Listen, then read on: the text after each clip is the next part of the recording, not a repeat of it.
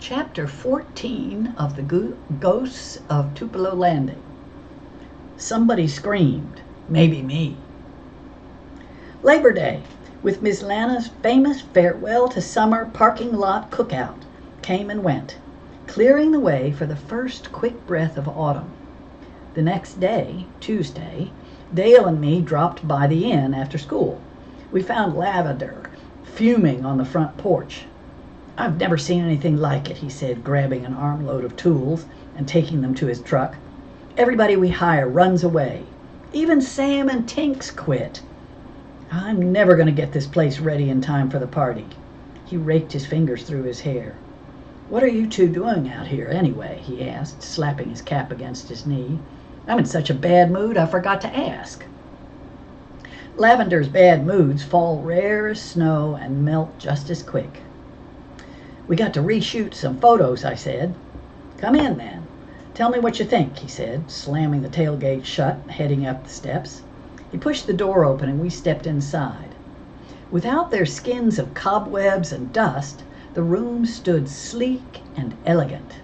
The heart pine floorboards stretched on like rivers of honey.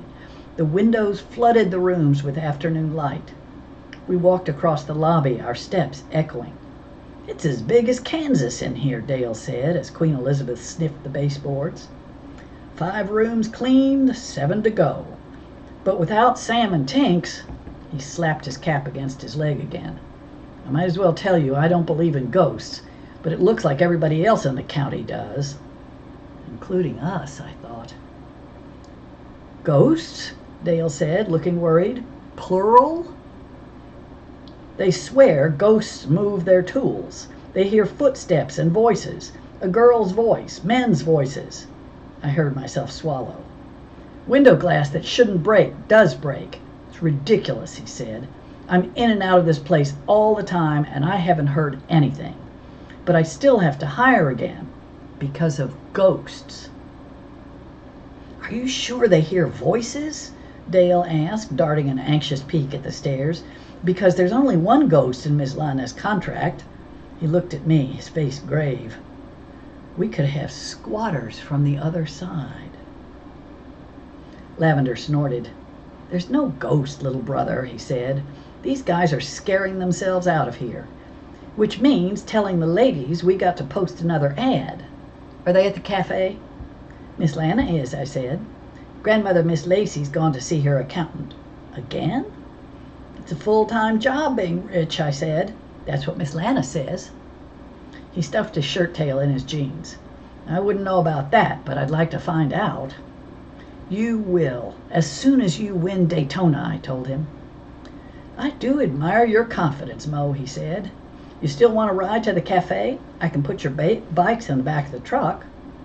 Riding in the GMC with Lavender? Tempting. But I didn't want to see Miss Lana's face when he told her that their workers have flaked like crescent rolls. "Thanks," I said, "but Attila's burning a DVD of Grandmother Miss Lacey, and we've got to get top-grade photos or risk comparative flunking. Skeeter gave us a PowerPoint for a fee if we can get the photos in time." "PowerPoint? Good name for a bird dog," he grinned. "Dale?" "I'll stay," Dale said, his voice dull. "If I don't come out, tell Mama I love her." "I think she's noticed," Lavender said. "Let me get this over with." He hates giving Miss Lana bad news. Even his hair had lost its luster.